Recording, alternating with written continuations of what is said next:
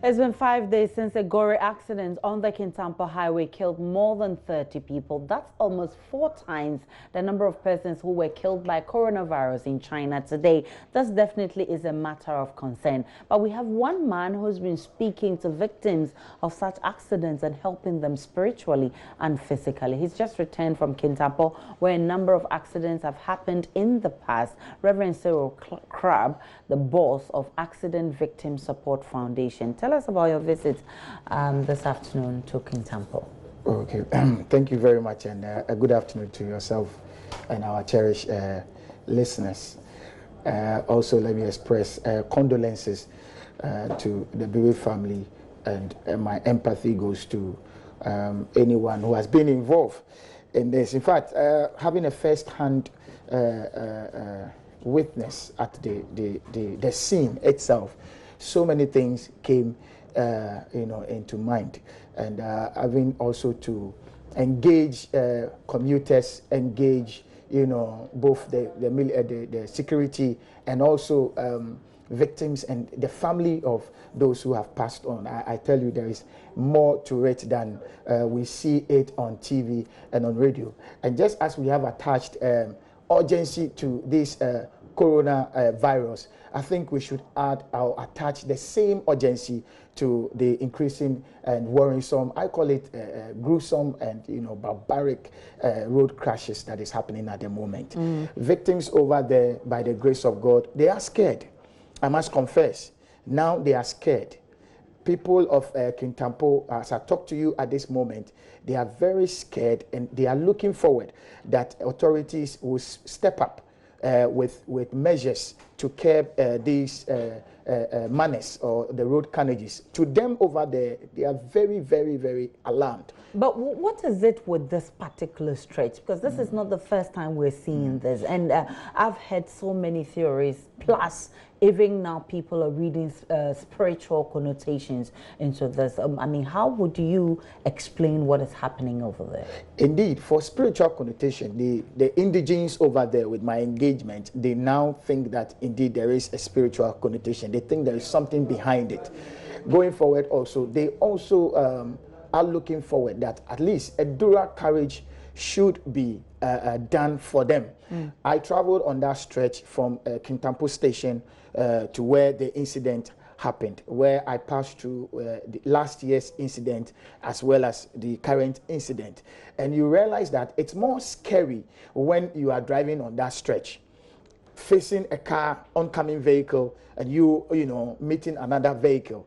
It is so scary that I think what they are calling for the dual carriage should be adhered to. It must be done. And they also think that because this is from them, even though I have been speaking about it, from them, they said that they are expecting that when these things happen, at least some rituals will be done at the place to appease the spirits. So because that hasn't been done, that's why we're not entirely. more? Myself, when I went there, I realized one or two things, which if it is outside the country, it will be done over there. Okay. At this moment, it's a crime scene. Yes. It's an accident scene. Yep. And so the place at least should be barricaded, so that at least people who come there will be very much cautioned. But as I talk to you now, none of these things. I did a Facebook Live on that, and you see the cloth of the people over there. They are still there. We've just left it like that, and you see as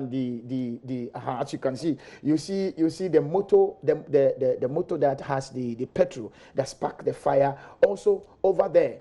The way it is like this, that is how it is. Cloth and tomatoes and all other things, and we even suspected that there is an arm which has bent that is also there. And according to them also, they are saying that at least the place should be fumigated. Yeah. At least, so that it wouldn't bring any other thing also onto them. They think that it can spark maybe disease or these viruses that is happening. So the authorities should spray the place, should barricade the place, see the place as a crime scene, and then quickly do something about it. They took me to where the accident happened last year, and they said that they know that for 1 year, since nothing has been done there, this one too will be left like that. And for them, it's alarming. Wow. for them is alarming. Of course, but did you visit the hospitals where the victims of the last accidents were deposited? Sure, I did, and extensively. I also visited the cemetery that the mass burial was took place last year. Where it took place, the same place. In fact, when I was living there yesterday, they were even preparing. They have dug a grave for the current ones because they said that the family have identified them, and so they have dug the grave waiting for their bodies to come. In fact, I think in Ghana here we have not given dignity to the dead, I mean to people who died on our roads or who died like this. It's very sad. I even questioned them that won't you wait for a DNA, or won't you wait for some kind of plan should be done for these people so that these bodies will be given the dignity that they deserve, just like any other Ghanaian who died through any. Yeah, but the mortuary attendants this week have been complaining about the stench emanating from. I must confess, I'm just coming back from there yesterday. I mean this morning, and I spoke to the administrator at the place. He said that the seriousness that was attached to what happened last year, this year they've not seen it. That's kind of serious. Yes, he said that there were donations of detergents that will keep the stench. Indeed, according to them, there's a scent that comes when bodies burn like that, and there is also a detergent that at least kept the stench, handles it, but none of them has been done this time round. And according to them also, people are coming in to identify, and Muslims, when you die, the next day they have to bury you. And so most of them who are Muslims at the moment, they are identifying their bodies and they are calling for them to be buried. I went to the Kintampo hospital where they were treated. The survivors were treated. In fact, we need to, I have told them, and they've also called on us to prepare a psychological, meetings with these people, because the trauma is serious. According to them, one of them keep on having a flash of what happened. Yes, in fact, it's a second chance when you come out of an accident like this. And I think going forward, the country either should come to our aid, listen to accident victim support. We think that a dual carriage should be, on that stretch. It's serious because the other car was dodging. But he was also on a speed, and so we're also encouraging them. Road safety says that minimize your speed. At least if the other car was driving very slow or the speed was minimized on that street, it's a lone road, so definitely you are pushed to drive at that level of speed. But at that time, if you slow down, it will help you. It will help. So patience and also limiting your speed on that stretch could help save a life. And going forward, I think the dual carriage is what they are calling for, and also important. Dignity for the dead. They think, and they also said that they want to promote not driving within the hours of 12 and 3, because they said all the accidents that happens at night. Time. But and talking about this reminds me, we can't do this without talking about our attitudes. I'm talking about drivers' attitudes, passengers, discipline on our roads, not conforming to road traffic regulations and what have you. Have we improved since the last time we recorded the most horrific accident? We have. With National Road Safety Commission, our side, we have from that time step up with engagement when it comes to advocacy and education. But driver adherence to this education is that is difficult at this particular moment. As I talk to you now, if only drivers will listen, that if you are going to travel such a distance, rest a while. It is advised that rest a while. Now, if you can't rest a while as a lone driver, the drivers must be 2 or 3, so that when you get there and you are tired, you change it. You cannot be a master on the road like that. I traveled from there we left there at 6 o'clock, and we got here at 4 p.m. midnight. In the evening, we got here 4 p.m. midnight. Now, at this particular moment, if drivers will listen that fatigue driving can cause such accident, don't drive when you are tired. Don't drive when you are tired. And when you are driving, you're alone, then anywhere you get to and you are tired, we advise that you rest. You rest.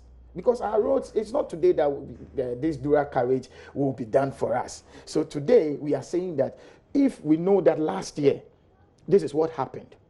In fact, when you visit the grave, the site where they buried last year people, I cried. Yeah. I cried. I cried because we didn't plan for what happened this Monday. Yeah. We want to go there and put a wreath. There will be a wreath laying ceremony over there, which we have discussed on phone. But going there to see with my eyes, you need to be there to see what I'm talking about. Very sad. It's sad. It's beyond, and I think we all must put our hands on deck. The education we are doing about the driver must listen. That listen, fatigue driving is killing us. Yeah. Overspeeding is killing us. On the road, we also realize that most of the trailer cars which have overloaded are falling by the street. Oh, wow. Yes, they are falling. And it falls, surprisingly, it falls 10 minutes from the barriers that are there. Wow. It means under the watch of the police. Yeah. And so we also begging police that at least they should also step up. What is not right is not right. Yeah. And so when overloading is not right, they can impound the car because you might not know what would happen next. Yeah. You might not know what is happening next. I'm grateful for your time, and I'm hoping that we've learned some sense and some lessons from what has happened. Yes, we have, but we have not. As a country, I think this is the height of it. I have been engaging accident victims. I sat with a woman and she cried. I spoke to one family that said that. I spoke to one family that said that these are the people they were just coming for a funeral. And the two of them have to crash in that car. I'm saying that going forward, accident victim support, we want us to show a little bit more of concern to the way we handle accident victims and the way we bury, such victims who are involved in these crashes. And they should adhere to us. Thank you very much for passing through on the post, Reverend Rev Crabbe, and he's been doing some road safety work.